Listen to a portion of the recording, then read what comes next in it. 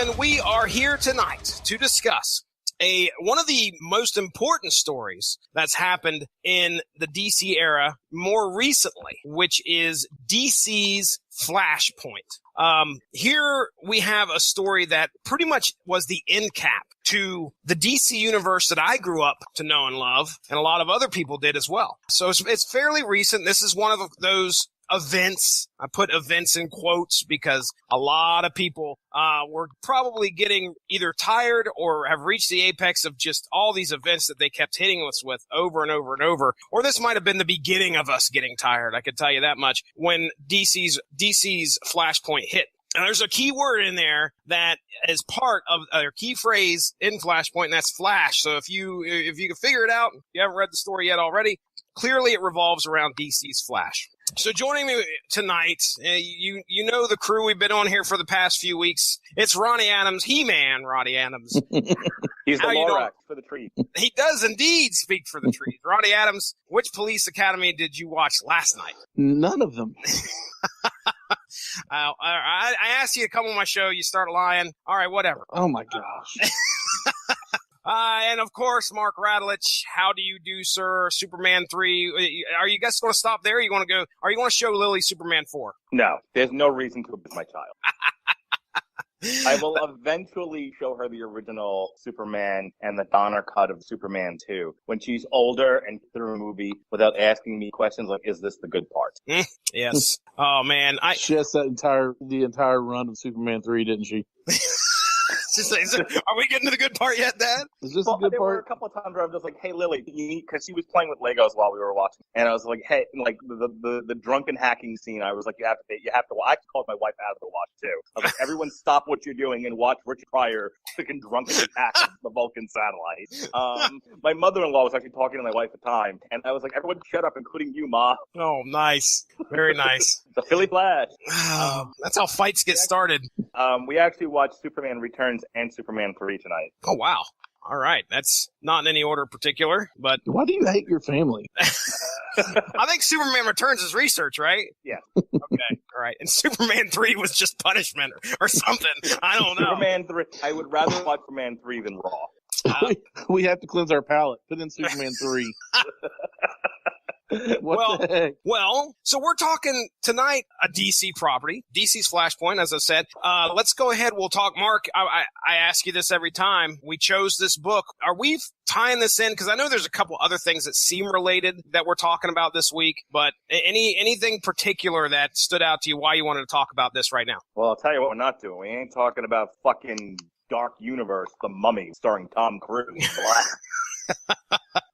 No, sir. Not happening. Dan U. Hollywood is taking a 1-week hiatus because I can't bring myself, and neither could Robert Winfrey. Neither one of us could bring ourselves to go see The Mummy. That looks like a big pile of shit. Even by summer blockbuster comparison, even by Superman 3 comparison. Oh wow, it's just terrible. So rather than just week off, we're going to do a tea party for Flash season 3, and Flash season 3 was basically subtitled Flash. So that's time.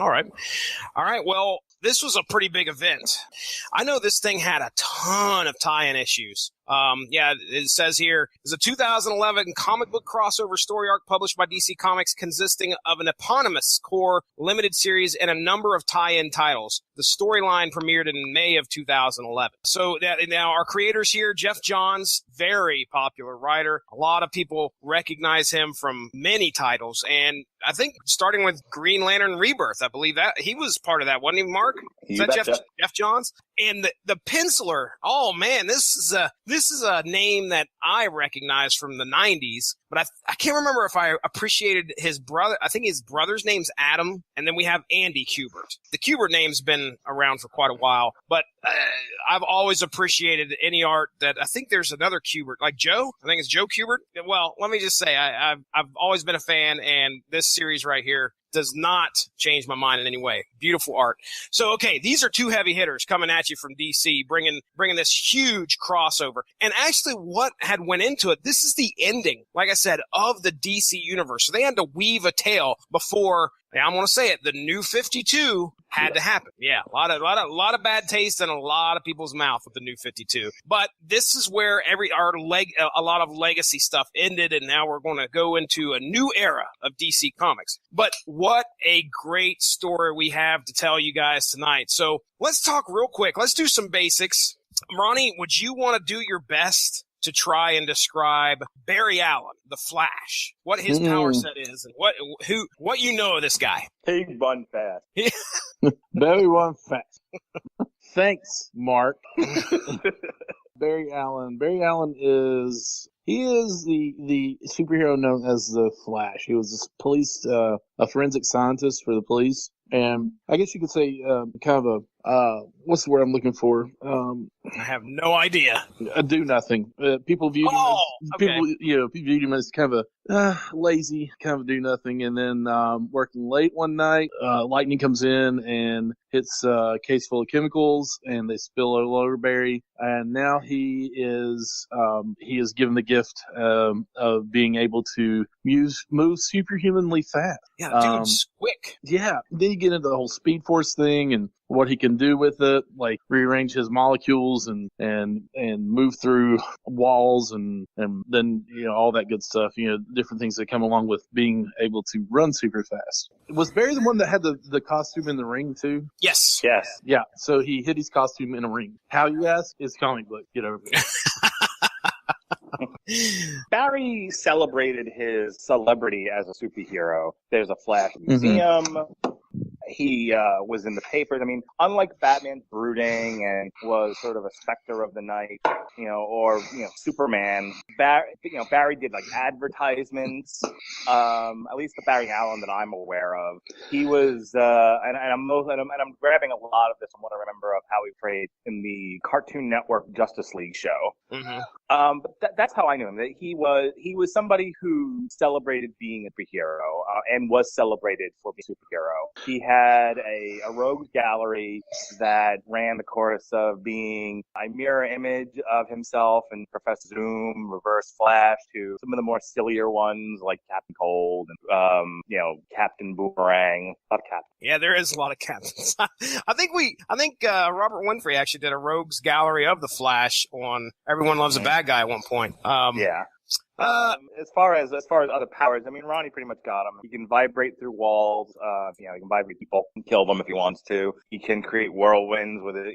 He can throw speed energy at people, like throw lightning. Some element of time travel as well. Right. Yeah, that's important as we get into this story. That's for sure. One thing I do want to throw in there, one of the biggest events in DC's history prior to this was Crisis on Infinite Earths. Happened in 1985. Barry actually sacrificed himself in that storyline, and he remained dead for over 20 years. We're coming into 2011, and Barry Allen's actually only been back in the comics for a little over 5 years, which is pretty crazy because he was, I can remember everybody wanted to come back. He actually sacrificed himself. He had a huge part in Crisis on Infinite Earths. Like I said, one of the biggest, and most likely, if you talk to a lot of people who read a lot of comics, they'll say it's probably one of the best crossovers, or I guess you should say, maxi series that's out there that DC has ever done. So here we are at the end of that universe with a story to tell called Flashpoint. Ronnie, did you ever read a lot of Flash? I mean, it was that we've always talked about Marvel, but you ever picked up any stories about the Flash? A little bit, not a whole lot. Anything that sticks out in your mind? Flashpoint. Yeah, well, I don't blame you there. How about you, Mark? Any other Flash stories stick out to you before we hop into this one that you remember reading? Growing up as a kid, I thought the Flash was a ridiculous character. Ooh, look, I run fast. Well, yeah, I kind of never really saw the point in him as well because he could run really fast, but so could Superman.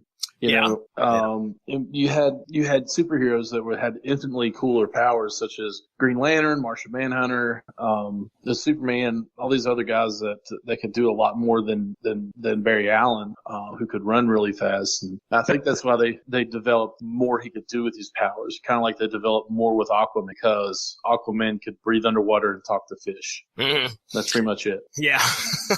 It's really interesting that Mark brought up that he celebrated his being a superhero, because I think that's why he and Green Lantern got along together so well. because they were both kind of hot shots. Yeah. When it came to, show offs when they came to their superpower. Mm-hmm. So, but I never really saw the point in the Flash. I gotta tell you guys, I mean, when you look at Superman aside, if you were to ask me which member of the Justice League I wanted to be, I would probably pick the Flash. Just because. Really? Yes. Because did you run track when you were in high school? Yeah. I blew up to 280 pounds. It was crazy. God. You can be any superhero you want. You could be Thor. You could be the Hulk, the Green Lantern, Superman. I want to run fast. No. That's my 3-year-old. That's my 3-year-old thing.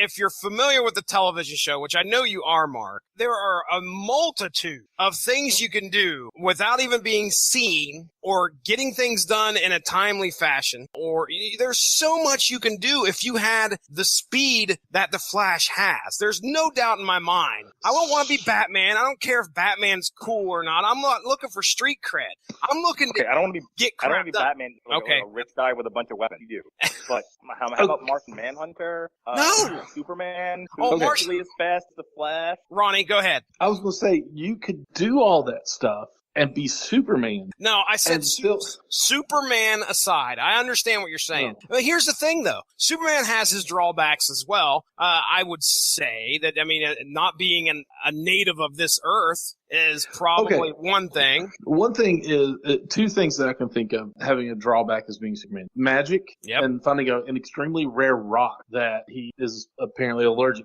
That's right. So those are the two main drawbacks. Two things that aren't common. You can stop the Flash by putting nails on the floor.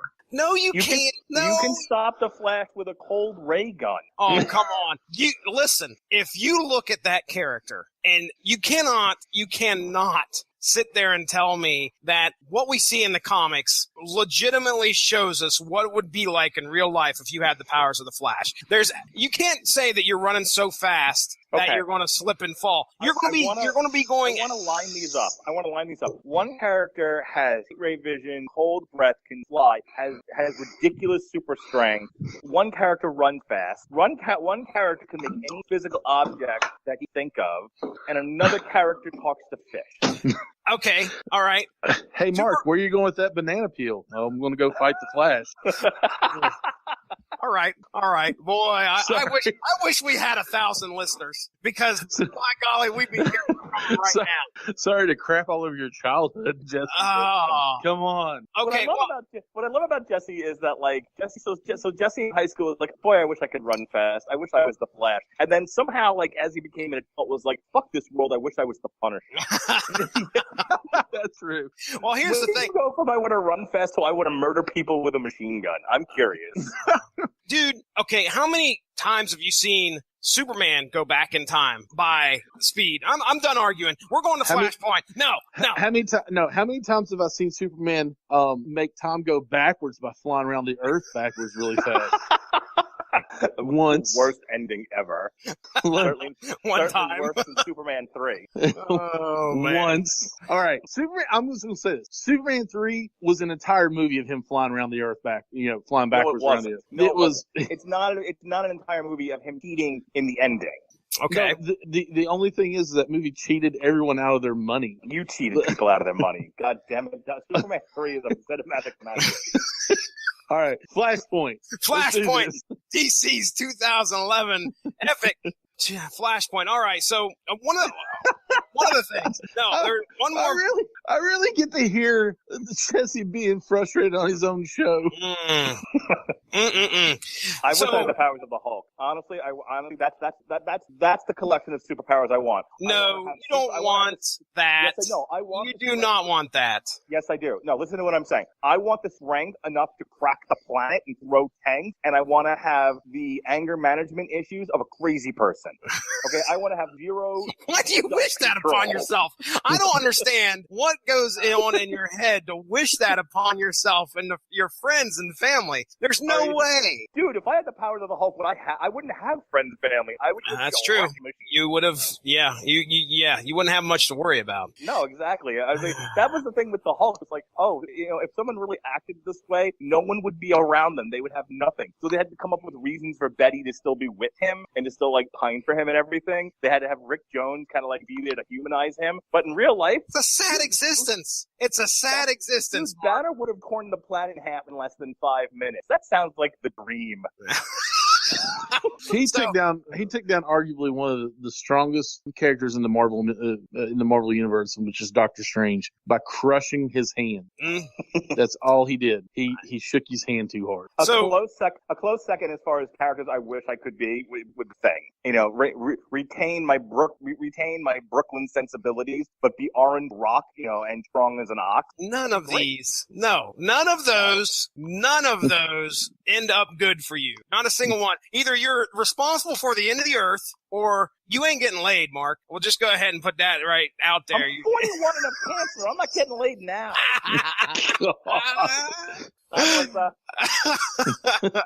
Oh, she's like freaking nerd. So, man. Flashpoint. One of the big points that I wanted to make in regards to Barry Allen and, his upbringing as he came through to be the hero that he is the great tragedy that befell his mom. And one of the things that put him on the path to become a forensic scientist was the fact that his mom was murdered and his dad was, I don't say framed. His dad definitely didn't do it, but his dad was jailed for her murder. So Barry decided at a young age that he was going to become a forensic scientist to turn things around and try to prove his dad's innocence. That's important because that is the crux of this story tonight.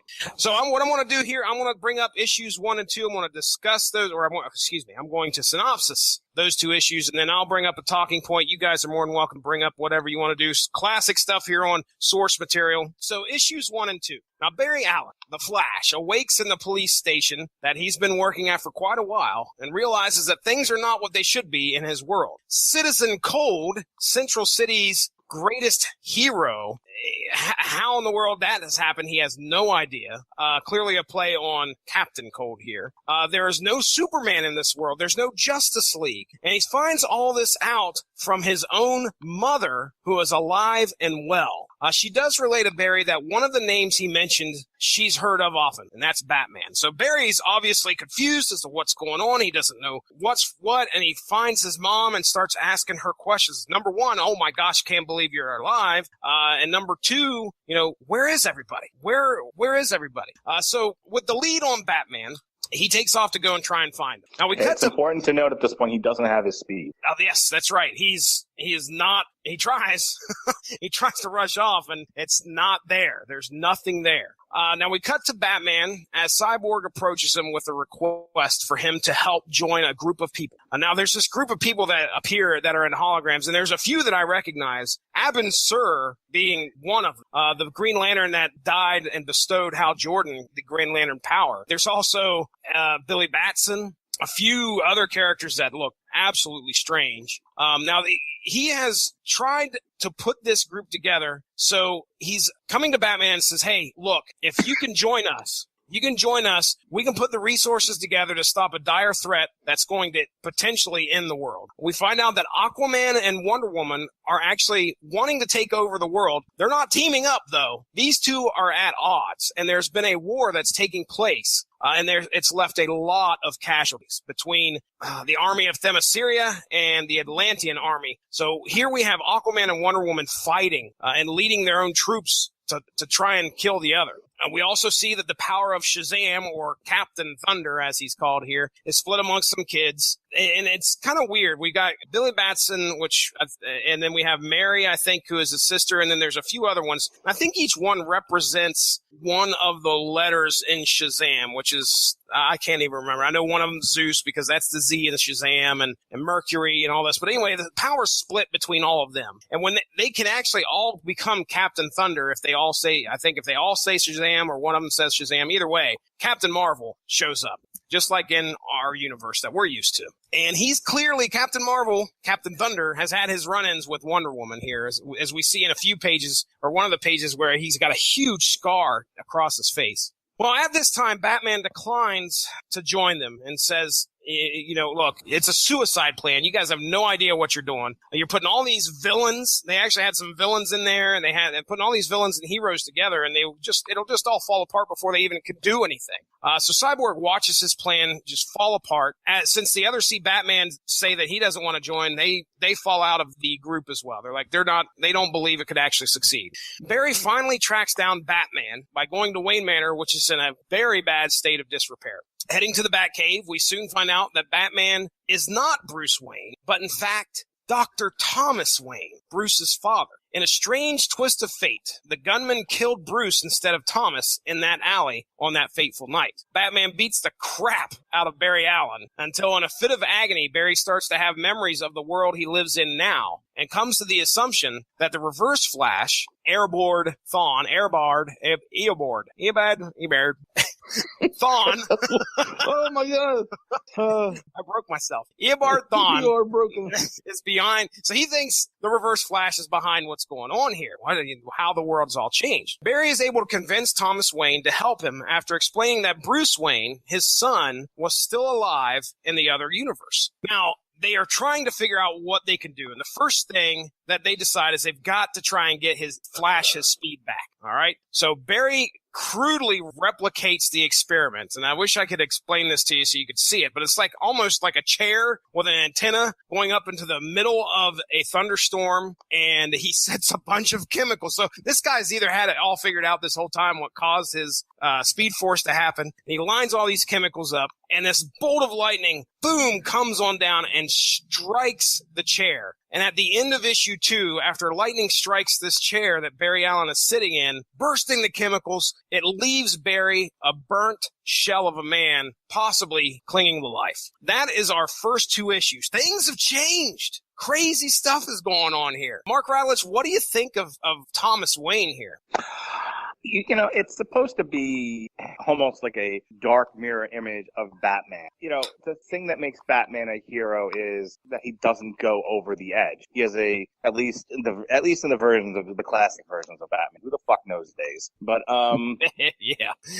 But the classic, we're discussing like the end of what we used to know, and so much like people may not even know what things were prior to the New 52. It's crazy. Go ahead. But the classic interpretation of Batman has been a paragon of justice, and this version of him is a Batman on one that's driven by rage, one that's driven by guilt. It is modern interpretations of Batman that have made him a brooding, sad sack of a hero who can't seem to get over the death of his parents. Classic version of Batman used that as the impetus to declare that he would not let Gotham fall in the ocean, and that he needed to be there to fight the good fight.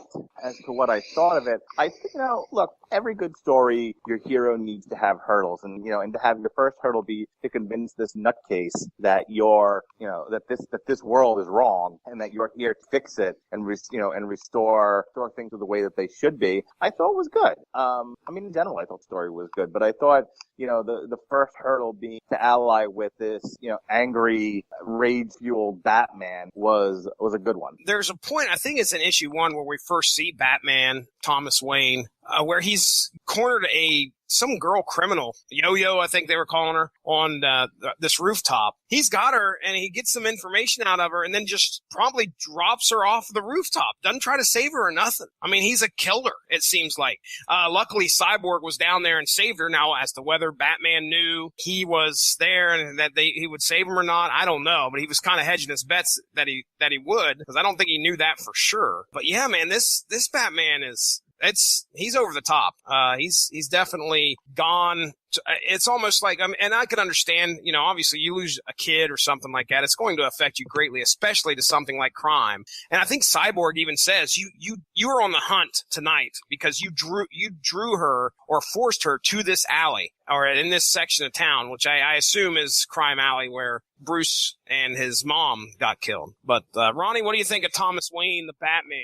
Well, the first things first is if you need to figure something out in the DC universe and something's gone wonky, who do you go to? Yeah. You go to the world's greatest detective, you go to Batman. So that was a logical move in the plot. And you go to the guy that can help you possibly fix it or anything like that. You go to Batman. Mm-hmm. And then what a twist.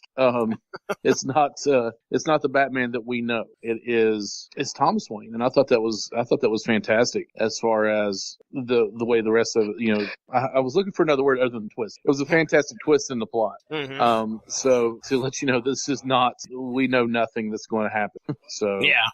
It's crazy to see Thomas and still takes up the mantle of the Batman, which is kind of crazy. You got to think about all those things that had to have happened in order for him to take up that mantle. And after reading this, I really had a Jones to go and grab some of the other tie-in titles because there was a lot of like Emperor Aquaman. I remember seeing that one. So I bet you there's something out there that kind of gives us a clue, or if there was a story altogether for Thomas Wayne Batman. So, my introduction to the Flashpoint was there was a DC animated feature, Flashpoint Paradox. Though my one criticism of this story is the same for the movie as it was the comic. I really didn't like that page 1, panel 1. We're already in this universe. Oh, right there. Now, I get that there's a big reveal at the end, and that's part of it, Mm-hmm. but it confused the fuck out of me. I mean, the movie's even worse, because the movie starts off with they're fighting somebody else, and then there's a transition, and suddenly he's at his desk and everything, and we go through that whole sequence. And I remember the first time I watched it, I'm like, wait, when did he go back in time? Yeah. mm-hmm. I was like, oh, they never showed it. Mm-hmm. Huh. And then with this comic, they do a good enough job of explaining it, so I can't really complain that, they don't do enough to explain what's happened here. I mean, they basically say, hey, he's in an alternate universe. We don't know why or how it happened. And over time, he figures out this must be the work of Professor Zoom. And then, of course, there's the big reveal at the end, we'll talk about later, as to exactly what happened. But I just, even with all of that, this is a personal thing in terms of storytelling, I found it a little dissatisfying. I liked the way it was handled on television, TV Party Tonight, but at the end of season 2, Zoom had just killed his father. He's lost his mom, he's lost his dad. He's at the lowest point in his life, and he snaps basically and runs into the past, and that's where to end. And I understand that later on in the story they'll show him, through Zoom taunting him, that it was but again, I would have liked there to have been that at the beginning. Sure. Just a little bit of anguish, at the gravesite. And then maybe the next panel is, meanwhile, behind the facade of this, something just show me his anguish that made him commit such a terrible, terrible crime against time. And then show him waking up in the police. That's my only, real criticism. All right. Well, let's flash forward to issues 3 and 4. So, in this horrible, agonizing state, as Barry Allen lays there, it looks like he's, fried to a crisp. Barry Allen, again, somehow convinces Batman to put him back into the chair so that the electric bolt from the storm will hit him possibly again, and he's trying to recreate it again. This guy won't stop. Gets struck by lightning, doused with chemicals, left like a burnt weenie. He's up and at it again. He's like, put me back in, coach. I've got to get this. So sure enough, another bolt of lightning comes down. Zap, boom, bang, Speed Force infused. The Flash is back. Now, over in London, England, Lois Lane, an agent embedded deep in the heart of the war zone between the Atlanteans and Themyscira. She's scrambling to find the resistance to find shelter, and luckily she does so. This resistance is led by none other than Grifter from the Wildcats. That's right, Ronnie Adams. Grifter. Yeah. Grifter makes an appearance. Look at that. I was all excited. But yeah, Lois Lane, the famous girlfriend, well, from previous Flashpoint, previous to Flashpoint, girlfriend of Superman. She's kind of like an agent that's been kind of over there, and she's got information that she needs to get to Cyborg and the rest of the rest of the heroes that has important stuff to do with this war. And luckily, the Resistance is there to help her out. Rekindled with the Speed Force, the power that gives the Flash his super speed. The Flash dons his suit and decides the next step will be to find Superman. Now, Batman doesn't know exactly who Superman is or what exactly that is, but he does know that if anybody would know, it would be Cyborg. He gets a meeting together and tells Cyborg, look, I've had a change of heart. I will join your Resistance. I will join the other heroes that you've got together as long as you can do one thing to help us out. And that's tell us where this Superman could potentially be. Now, Cyborg has no idea what's going on. He doesn't know who Superman is. And Batman says, well, you may not, but the federal government does. So why don't you get to hacking so we can find Superman? Was there ever a Superman? And sure enough, we find out that there was a rocket that crashed into the Earth. Specifically, it crashed into Metropolis and killed 35,000 people. The U.S. government rushes in, takes the rocket, blames South America, and proceeds to invade South America. But they find something inside the rocket, and that's Subject 1. And Subject 1 happens to be confined in this government installation. So the next mission is find the installation and infiltrate it. So as Cyborg, the Flash, and Batman are sneaking into the base to find Project 1, they actually come across a cell that says Project 2, which I thought was pretty interesting. This was a neat little kind of like Easter egg in the book. And Project 2 is like this dog, but it's the skeleton of a dog. So whatever happened with Project 2, it didn't end well, which I assume is Crypto the dog. But finally, they find Superman. They find the cell that's holding Superman, open it up. He's been buried deep inside of this installation in this red room. They realize that he's just this, the reveal of Superman is just this scrawny-looking dude. And Batman and the Flash go over there to try and talk to him. Hey, look, we're getting you out of here. And he's like, okay. It's almost like he's underdeveloped. He's not like a kid, I would say. Imagine not being able to interact with society. So he's clearly been stunted. And he's Superman. Barry actually looks at him and believes he's never seen the sun. So once they get Superman outside, instead of helping them, which they plead for him to do, he flees. Superman flees by flying up into the sky, leaving Batman, the Flash, and Cyborg to deal with the formidable security team that's hot on their trail. But luckily, perhaps not by chance, Element Woman, which I think is a play on Metamorpho here, shows up to assist and rescues the team. Barry continues to have issues with remembering things that happen in this world, and he feels like they are replacing the memories from his own world. And Thomas Wayne is very concerned about this, that because here Barry Allen may soon forget his son Bruce. Now that they've lost Superman, well, what's the next step?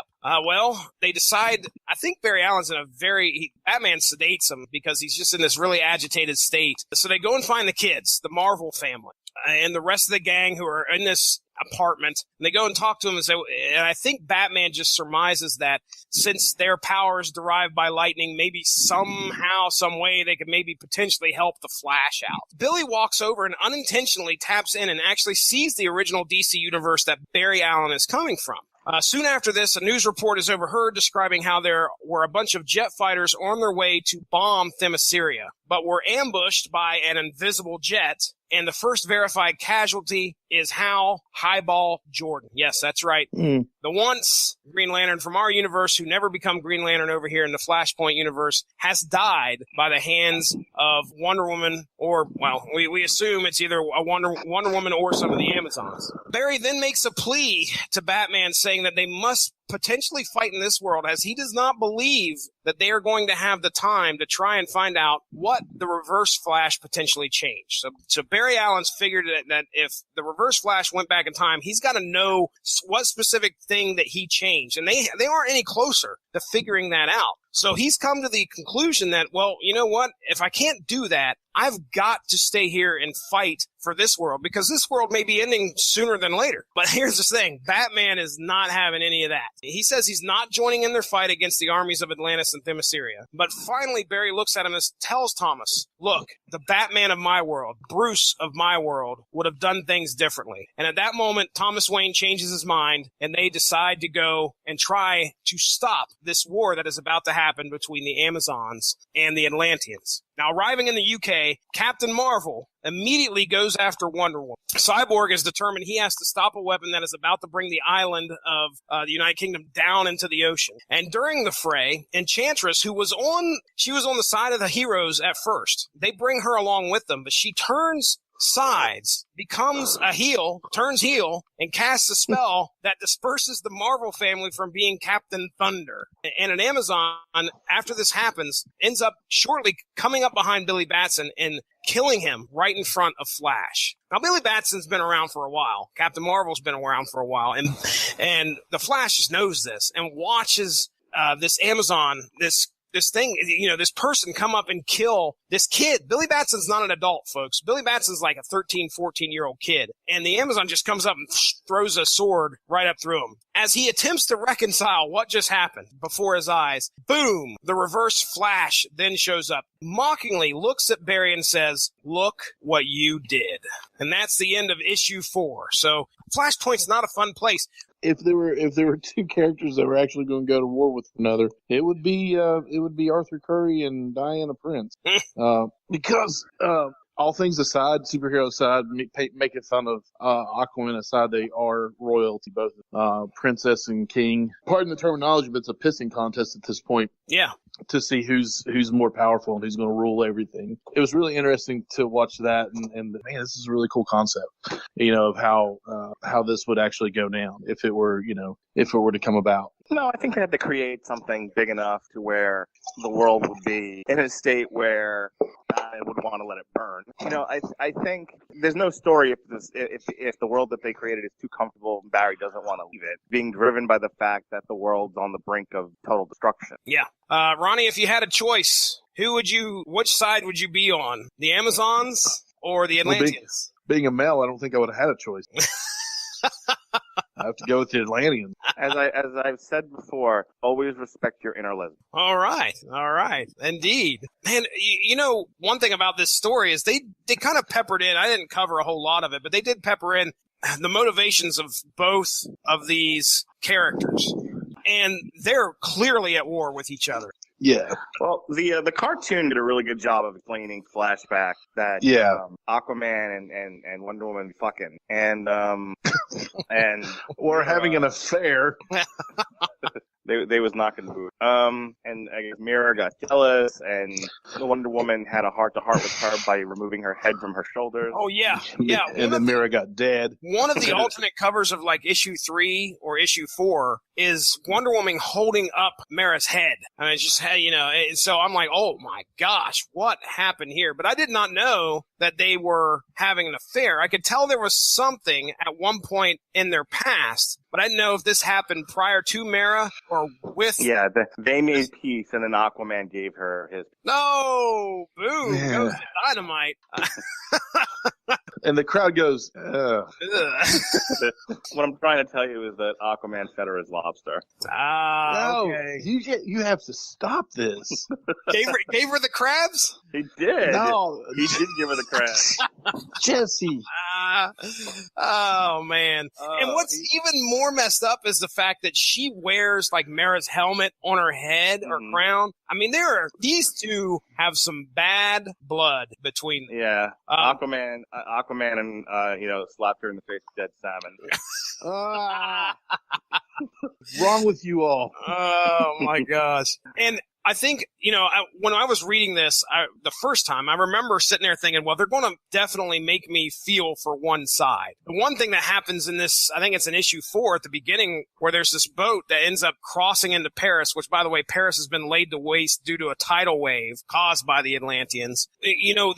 This boat travels in there, and I think it's got Deathstroke and a couple other people that's on this boat. And Aquaman shows up, and they realize they made a mistake. We shouldn't be here. And Aquaman shows up, and it's not like he just looks at him and says, oh, okay, you guys go ahead and you just got to turn around and go back. No, he kills them all. This isn't the old goody two-shoes Aquaman that we're used to. This is a king. This is an emperor for sure, who is, he's got one thing in mind, and that's to eliminate the Amazons and take over the world. I thought he had one thing in mind, and that was banging Amazon.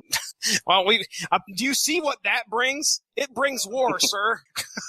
Well, Mira should have been okay with it. I mean, if Mira had been polyamorous, none of this would have ever happened. Oh, here we go. Check back in the archives for a conversation completely unrelated to the comic we were talking about. So let me bring up a relevant point. So the comic doesn't do a very good job of explaining exactly why the Atlanteans and the Themyscirans are fighting. Mm-hmm. I'm assuming because this was a 97 issue crossover event. Yes, that's got to be what it is, because it's got to be told in some of the other books. Yeah, because it's in the movie. There's an elongated flashback sequence that explains the whole thing. And I actually thought the movie did a really good job of telling the complete story, where this doesn't, because they want you to spend $1 million on others. You want to fault DC for something like that, but if you're a company and you do with what works and what makes you money. I think if you're like me and you're going into this cold and you haven't seen the Flashpoint paradox, it's a flaw in the story. You have no idea again why Aquaman and Wonder Woman are fighting. I wonder if DC made a specific point not to shill the other stuff. It used to be back in the 90s. Even in the 80s, if something like that happened, you had a little editor's note down there in the bottom of the panel. Check out so-and-so issue 3 for more information as to why she wants to, take his head off his shoulders. That would have been rife in this book, but they didn't do that. You don't see that, at least in the issues that I have. So I guess DC is making small steps in kind of not waving it in front of your customer base that they're trying to get as much money out of you as they can. As to whether it's essential to the story, I don't know. I mean, if you're just wanting to tell the story of Barry Allen having to deal, Mark, you gotta think that you identify with Barry Allen and his confusion. Even in those your own shoes, Barry Allen has no idea what the heck's going on, and he's learning this all through what we see. So I guess it's like Ripley's daughter. It doesn't necessarily add story.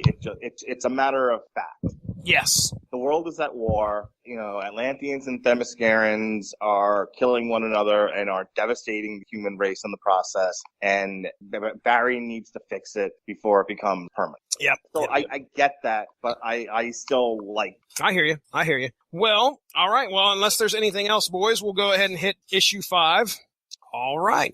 So issue 5, the finale of Flashpoint. The Reverse Flash and our hero Barry Allen square off. Remember, in the end of the 4th issue, Professor Zoom shows up and says, look what you did. So in our 5th issue, they're squaring off. We get into a good fight. And during the fight, Airbird, Larry Bird, Ichabod. The Reverse Flash reminds Barry that it was not he who changed the future, but Barry himself. I should say changed the past. We find out that Barry, in a state of despair, after realizing that the Reverse Flash was responsible for his mother's death, went back in time and changed the future by stopping the Reverse Flash from killing his mother. Now, this caused a chain of events. The timeline skewed into this tangent, causing time to change, and Barry is responsible for every bit of it. Now, the Reverse Flash is about to kill Barry when our own Dr. Wayne, Batman, saves him with an Amazon sword through the chest of the Reverse Flash. At this time, do we have time to breathe? Not really, because all hell then breaks loose when the Resistance shows up, Gorilla Grodd and his crew show up, along with finally a returning, screaming through the air, Superman shows up and decks both Wonder Woman and Aquaman right in the jaw. And now it's on. The final war is going down. Now, Thomas Wayne is taken out by this blast from the Enchantress. Boy, this lady, I don't know what her deal is. This is one I'd like to kind of explore in the books as to what her problem is. But anyway, she takes out... Bitches be crazy? Simple enough. That was in the panel at the bottom. Editor's note, bitches be crazy. And shopping. Jeez. Okay. So Thomas Wayne's taken out by this blast by the Enchantress, and with his dying breaths, asked Barry to run away, and he does so straight to his mom's house, where after talking with her for a few minutes, she makes Barry realize that her own life for millions of lives is not right. Now, Barry gets the opportunity to say goodbye before making the decision to go and try to correct his own mistake. He speeds back and intercepts his younger self on the cosmic treadmill, heading towards that fateful journey to stop the Reverse Flash, and this time, he instead stops himself from creating the Flashpoint universe. And Krakoon! We are then treated to Barry running through. I think what they describe this as that the two Barrys merged together.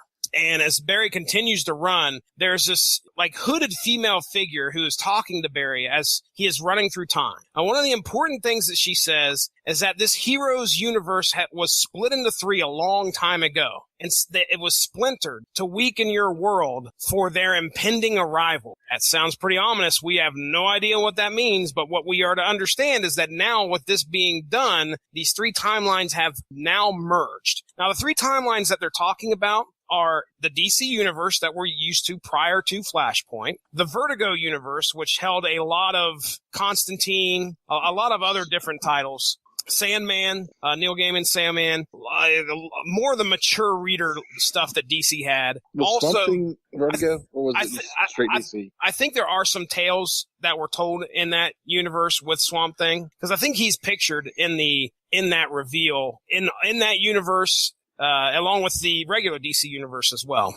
And the third universe being my favorite universe, the Wildstorm universe. That's right. Wildcats and all them fun characters from there. But anyway, now we're bringing them into one. Now, Barry soon awakes, much like he did in the first issue, but comes to the conclusion that everything is feels back to normal, okay? He's got his speed. He definitely wakes up. He's got the speed force. He immediately rushes to go see Batman. While talking to Batman, he tells him the tale of what happened, all of what happened in the Flashpoint universe. And he realizes now that he actually can remember every moment that he had with his mother from the Flashpoint universe. And Batman mentions and says, hey, look, even though you can't figure out why you still have those memories, think of it as a gift. You know, these are memories you have with your mom that you never had before. At that time, Barry reaches into his pocket and pulls out a note. Batman grabs it, opens it up, takes his mask off, and begins to cry. And we find out that it is a note that Thomas Wayne from the Flashpoint universe wrote to his son. And these are the words from his, dead father that he's reading. He's very moved and says, "You're a hell of a messenger, Barry." That's the end. That's pretty much it. That's the end of Flashpoint. So, Mark, what do you think, man? A little anticlimactic with the way Eobard Thawne dies, being stabbed in the back by Batman. So I remember reading that and just like, oh, okay. So after a few pages of exposition provided by him, it was like, well, now that you've given us all the exposition, we'll just stab you in the back and get rid of it. All right. Yeah. Overall, other than the stupid stabbing, which is like way anticlimactic, the way the issue ended, I like the fact that Barry was the villain throughout this whole thing because because of his internal weakness and inability to handle his mom's death. I really don't have much else to say. The movie ends the same way. He stops himself from doing it. I thought the television show handled it best, and we'll talk about that tomorrow. Okay. The themes and the general ideas of what they're doing here, I thought it was best handled the CW Arrowverse show. One of the big things that keeps getting brought up early on in Flashpoint, Joker. There are a couple times Batman's just sort of single-mindedly obsessed with who the Joker is. Now, do you know who the Joker is? Because in the movie, they actually show you through flashback what all happened with the Wayne family. I don't know. I can look it up real quick. The Joker is Martha Wayne. What? Yeah. No. Yeah. Yes, sir. Now, are we saying Martha? We're saying Martha Wayne. Yeah, Batman's mom. Yeah, Batman's mom. Okay, hold on. All right. Otherwise known in the killing Martha. universe as Martha. You're killing Martha. Save Why Martha. Did you say that name? Did we just become best friends? DC Wikia. In the original timeline, she and Thomas got shot by Joe Chill when the Wayne family decides to cut through an alleyway. This was changed when the Flash created a temporal boom when running back in time to save his mother. In the new timeline, her son Bruce was shot and killed instead of her and Thomas. This seeing her son die in front of her twisted and broke her mind, leading her to become the Joker of this timeline. She, with the assistance of her sidekick Yo-Yo, the one that we mentioned earlier that Thomas Wayne dropped from a freaking building, kidnapped Judge Harvey Dent and was holding him in their funhouse. This timeline is eventually erased when the Flash managed to go back in time and stop his past self. So I did not know that. That's crazy. They have her listed here as Martha Kane. Did she change her last name? No, her maiden name is Kane. Oh, okay. All right. Gotcha. I really would suggest watching the DC animated feature, The Flashpoint Paradox. It is one of the few that I've heard they've done well, because I've heard they've done some ones that really suck. But I've heard a lot of people say that Flashpoint was decent. So I would say better than average. Most of them, most of the animated ones are very, very good. Okay. All right. Well, okay, Ronnie Adams, anything you'd like to discuss on this fifth and final issue of Flashpoint? It all changes here, my friend. Quick ending, kind of a easy ending, to be honest with you. Like you said, or like Mark said, just okay, I've explained everything that happened now. Oh, I'm stabbed. But it was, I mean, how else do you end it though, to be honest with you? But that's why I'm not writing for any comic book companies. Yeah. Reverse Flash shoes get untied, trips, and he breaks his neck. You guys, man. Thomas Wayne actually eats a banana and leaves the peel laying around. I swear to goodness. And he slips and breaks his leg. Reverse Flash turns out has asthma. Gets real winded. Can't find his inhaler. Oh man! Lord! I really do feel like I'm gonna have to put a call to the army out there, the source material army, and say, okay, guys, who would you rather be? You can pick any set of powers. No one's in the Flash under the age of 5. Bull. All right, Ronnie. What else? Anything else? No, I agree with you. Nobody's picking the Flash. Oh my! I call to order. Source material. I call to order. I call to order the court. All right. Okay. So, anyway, all right. No, nothing else to add. It was an excellent read. Jeff Johns, man. I can tell you this guy writes a great story. I think I've mentioned it many a times. Get your shot glasses ready. I read In Darkest Night, and it gave me nightmares. Jeff Johns can pin a tale. Okay, Mark, give us your rating here. Writing and art. 4 out of 5 stars. For both? Yeah. Okay. The art's great. The art's perfectly fine. It's not confusing. It's not so stylized that it's Jackson Pollock painting.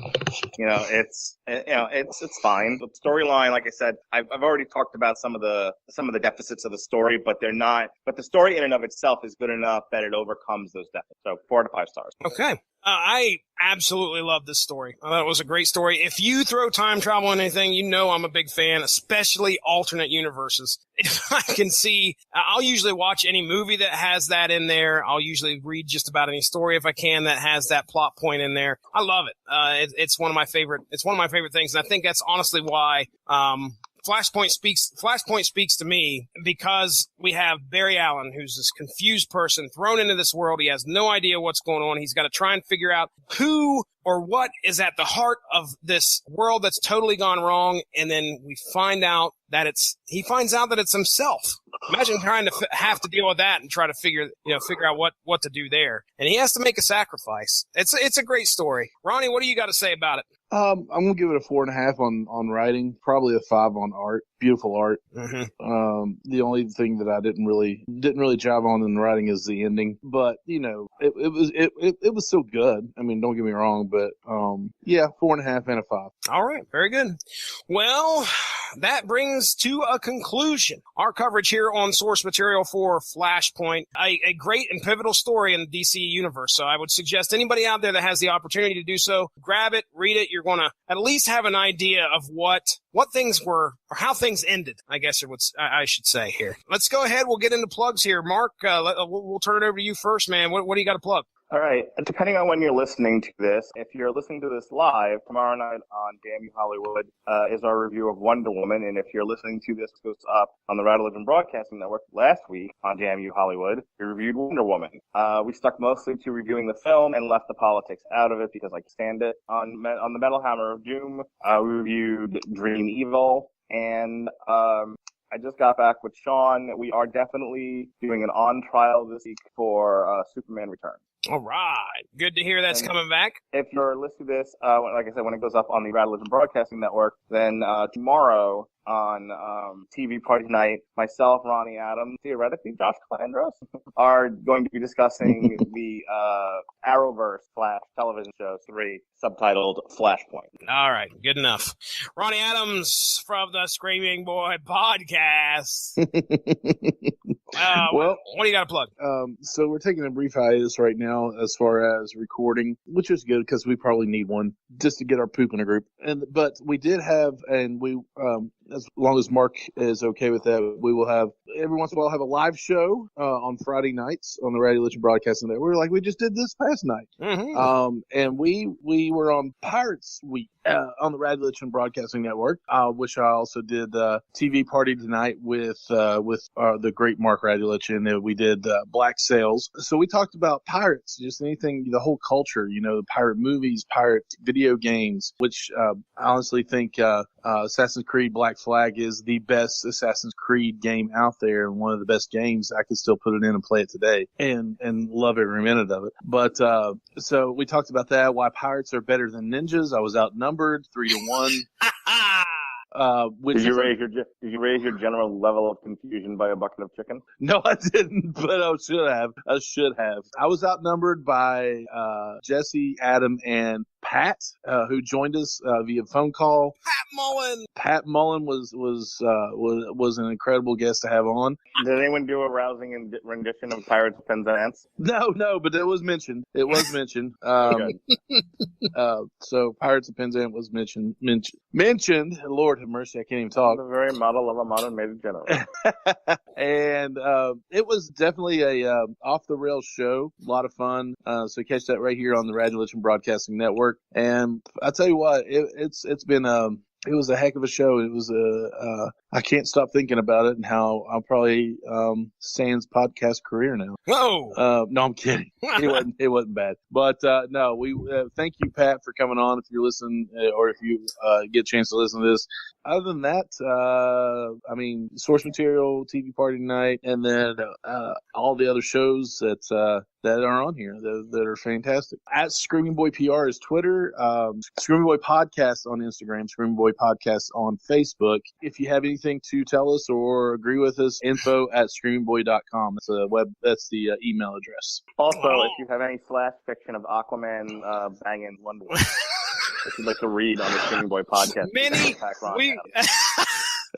Mark, I would rather that not ever happen. We want as many fish and crustacean references as possible, though. That has to be at least 10 before it gets past if someone has any slash fiction of Aquaman fucking Wonder Woman at Red Lobster, please send it to Ronnie Adams. My gee. The rolls were delicious. And Wonder Woman's face was slammed in the cheddar biscuit. Oh, cheddar. All right, ladies and gentlemen, if you haven't done so already, make sure. Bad people. Make sure to go give that Rattle Legend Broadcasting Network Facebook page a like to stay up on top of all the great podcasts that we have to offer here. As for source material, you can follow me at SourceMacCast. I'm Jesse Starcher. I host this show. You can find me at Stiznarkey on Twitter if you do so wish. Upcoming on source material, I think we mentioned we're going to be talking Poison Ivy, Cycle of Life and Death. Also, soon after that, we're going to tie in with some Transformer stuff, and we're going to talk IDW's Revolution. I can't wait to talk about that. That's going to be a lot of fun. But if you guys are interested in stuff like that, keep your ear tuned for source material coming up in the next couple weeks. Listen, if you go to the Rattle Legend Broadcasting Network Facebook page, you can find the pinned link there to a snazzy shirt. Fight Rattledge Fight. It's at represent.com/Fight Rattledge Fight. You can purchase yourself a shirt and throw some money to our patriarch and his battle with cancer. So do not hesitate. Importantly, go to napalmrecords.com and pick yourself up a snazzy fuck with an anchor t-shirt. Oh yes, those are nice. That speaks volumes. Yeah. What it's saying, we're not sure, but it does speak volumes. All right. Other than that, ladies and gentlemen, I want to thank you for joining us. We'll be catching you sometime later here, probably next week. Have Have a good one.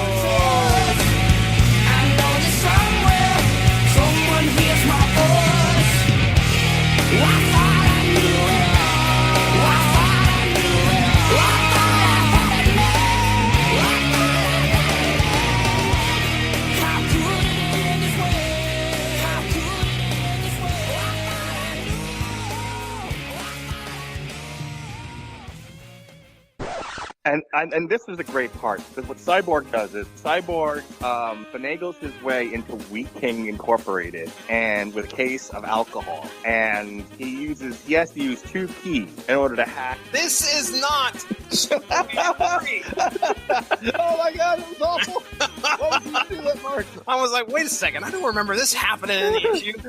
Cyborg is drunk, you understand, and he's trying to hack through the Vulcan weather satellite. Mark Radulich. Jeez, at the same time. Mark Radulich. No, negative.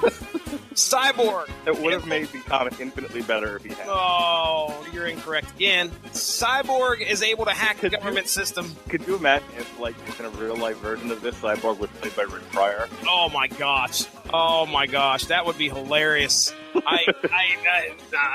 There would be no stopping it. And then, as it miraculously, spectacularly failed, the DC's version of Flashpoint with Richard Pryor and freaking what's his name? Gene Wilder. He plays what's he going to play? Dr. Thomas Wayne? Superman.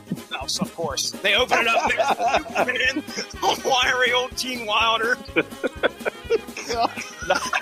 I want the Justice League casted with Rich Pryor, Gene Wilder. Oh God. You know, okay, so for Batman, we need what's Jew director's name? Mel Brooks. Did you really just call him Jew director?